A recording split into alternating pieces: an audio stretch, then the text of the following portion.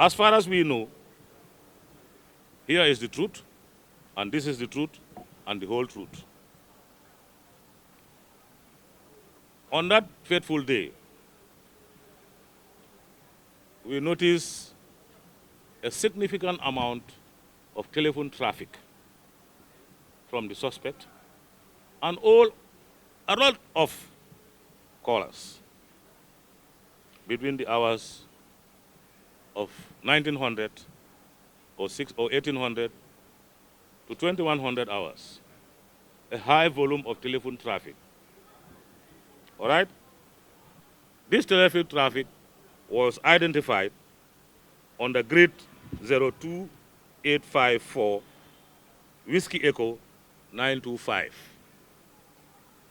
If you put this into context, it gives you Bruceby turntable. There's a cell tower, but it's coded as this, and these figures, it is only us who knows. We do that to ensure that we protect our future operations and incoming operations. This is where that significant amount of telephone traffic was going on, as per the suspect's cell phone. Having said that,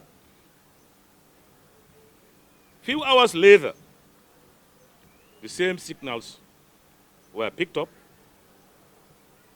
at grid 004 29902 Sierra Zulu and close to latitude 1310.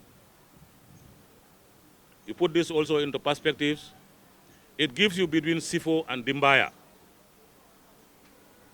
Some moments later, the same signals were picked up at grids 35593 Echo Tango 0441 latitude 1355. That is the edge of the Gambian border into Casamas. So that means from this point here, the suspect has been moving. And as a result of that, finally, his location was detected into the Senegalese territory, and that's where the telephone signals went dead. This is what we know, and it's a fact. Because grid references, most of us here, I think we have very few people who can measure grid references because they are coded internationally. They are used by militaries, security services across the globe. So, by 17 to 1800, we received the first signal of his presence in the direction of Sierra Yeli, or we say Sierra Yankee, at the Senegalese border, 10 to 15 kilometers approximation of the Gambia-Casamas border, indicating a signal of somebody who is present there and who is most likely the suspect. The protocols were applied.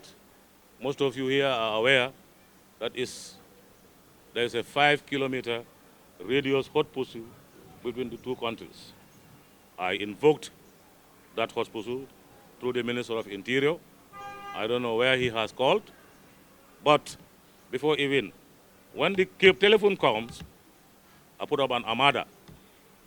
Within 10 minutes, they were on the borderline of this 1355 grid reference, ready to enter. The protocols were worked on, and within 20 minutes, they were on site. Somebody that we did not identify at the time was handed over to us, purportedly being the suspect. We did not confirm whether it was the suspect or not at the time. But true to his own confessions, we connected the dots, and we suspected that is the very suspect that we are looking for. So in that, 30 hours now, so far, we have significant leads that direct to a direction where he is totally implicated, and the weapon used from his own mouth, that he has been possessing a weapon for a very long time, And indeed, this said weapon was with him. The Thursday that court sitting was in Banjul, from his own mouth. Again, the dress that he was identified with, that is the dress and boots that he have led investigators to that domain, and all of them are recovered. So on the nutshell, for now, this is much we can share with the general public. The press briefing is convened to provide situational update to the citizens and residents of this great country on the fatal shooting incident which occurred at the Sukuta Jabang traffic light on Tuesday, 12 September 2023. Regrettably, this unfortunate incident has claimed the lives of two police personnel, namely Police Constable Pate Jallo and Police Constable Sangje Gomez, and critically injuring uh, woman police constable Ansi Jao, who is currently admitted at the Edward Francis Small Teaching Hospital and is recovering, as the DIG has indicated. I take this opportunity on behalf of His Excellency, the President of the Republic of the Gambia and Commander-in-Chief of the Gambia Armed Forces, and the entire government and security institutions to convey sincere condolences to the families of the late Police Constable Pate Jallo and Police Constable Sangje Gomez. And of course, wishing WPC and Sijao a speedy and full recovery from this tragic incident. We collectively pray that the Almighty Allah grant the departed souls paradise and grant the bereaved families the strength and fortitude to bear the irreparable loss. Amen.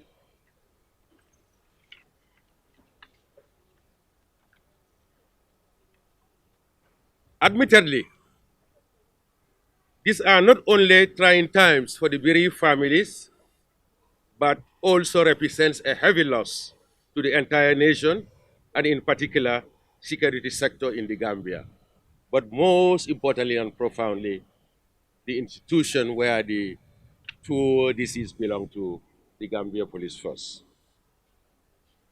As I mentioned earlier, we are deeply saddened by the shooting incident, which is a terrific act, barbaric, cowardly, irreprehensible, criminal, and totally condemnable by all standards of humanity. Contextually, the Gambia Police Force and all other security and law enforcement agencies are responsible for the maintenance of law and order, thus guaranteeing peace and stability in the country. In the exercise of this sacred national duty, these officers face danger to their own lives and safety, and in this instance, they pay the ultimate price with their own lives in carrying out this national duty for their country.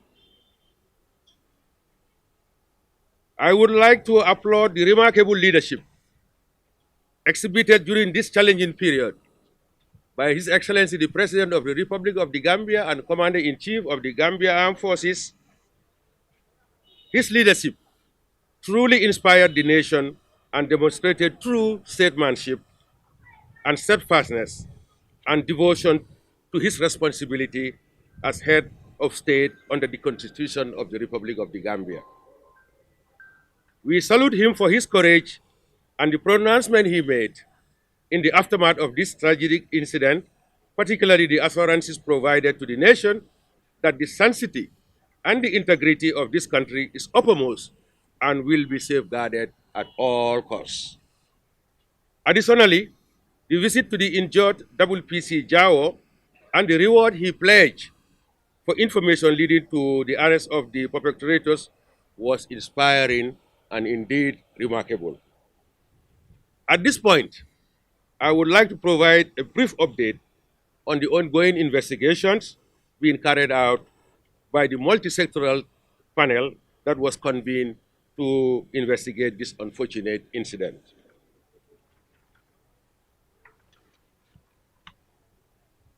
It may be recalled that on Tuesday, 12 September 2023, three police intervention unit personnel of the Gambia Police Force, namely Police Constable Pate Jalo, Police Constable Sangye Gomez, and Police Constable Ansi Jao, were shot by an unknown assailant at the Sukuta Jaban traffic light between the hours of 9:30 to 10 p.m.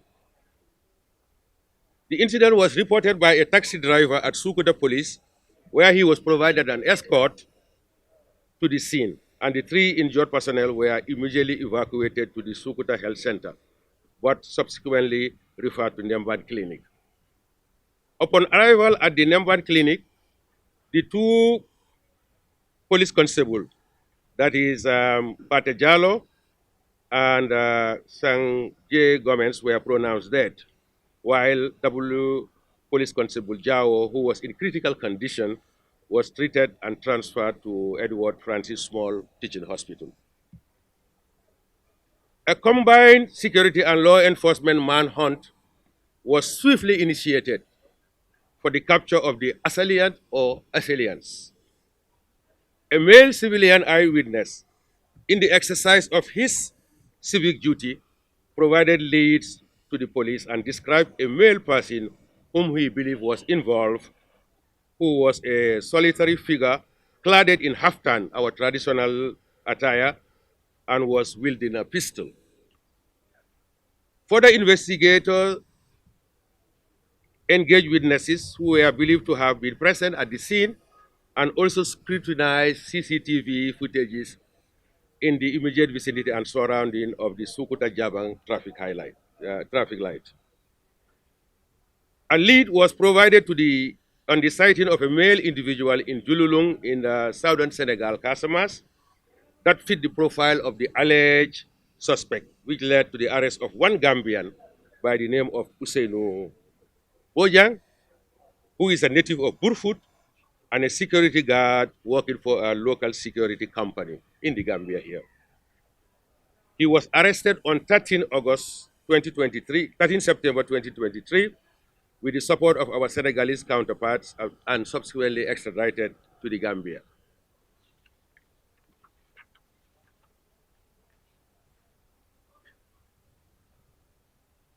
Usainu Boyang is currently assisting the ongoing investigation, which has resulted in the arrest of others who are believed to be accomplices or aided and abetted the alleged suspect.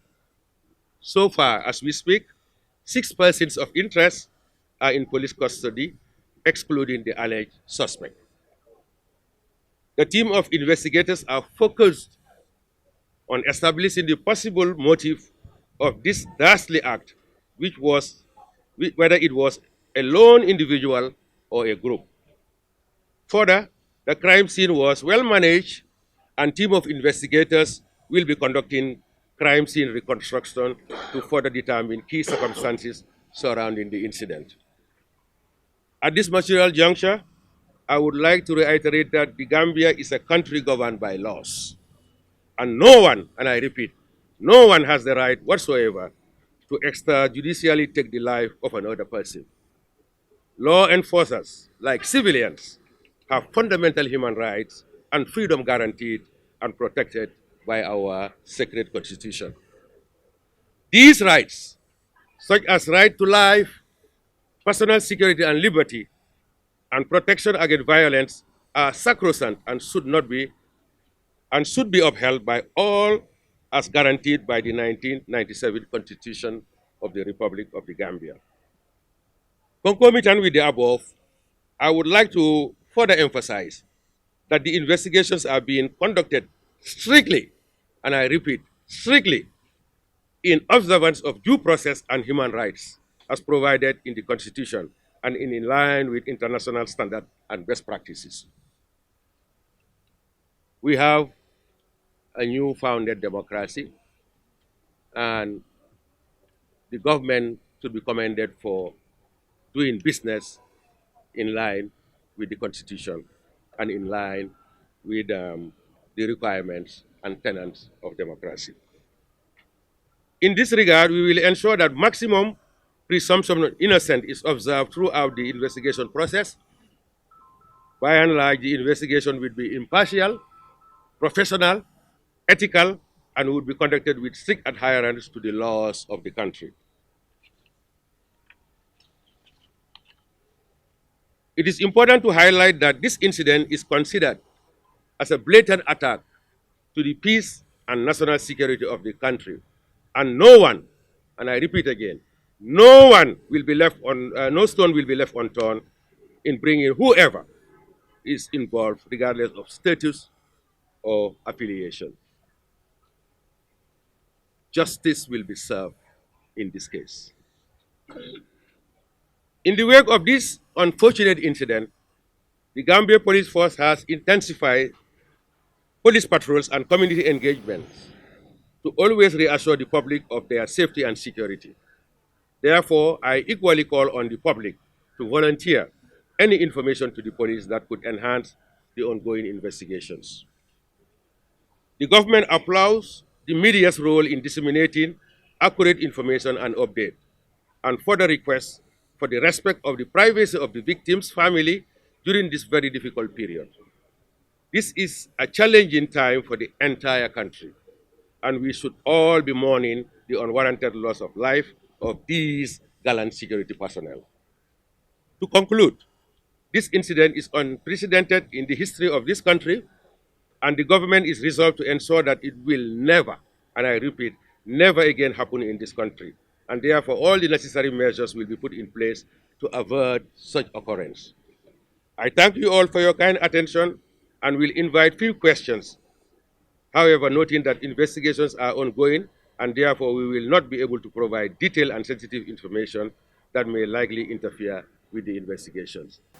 As far as the preliminary reports, as it relates to the investigation is concerned, we are not aware of any affiliation or relationship between the accused and the victims. I think that was your question. We are not aware of their familiarity. What we knew is that he happened to find them at the spot where they were and then carry out his nefarious activity indiscriminately. But we are not aware of their previous engagement, familiarity, or acquaintances. It was just an unfortunate incident, and they were victims who were at a spot where somebody was out to do no good, and they became casualties of that. What was the second side? Timeline for the investigations, we cannot give you that. It will be dictated by events. This is not necessarily an event in itself, but it's a process. And in order to ensure that there will be no repeat of this, in order to ensure also that we got to the bottom of this, whatever time it requires, but of course, time of the essence, investigations will continue until we are satisfied with what we are after, which is establishing everything that is related and associated with this unfortunate and tragic incident.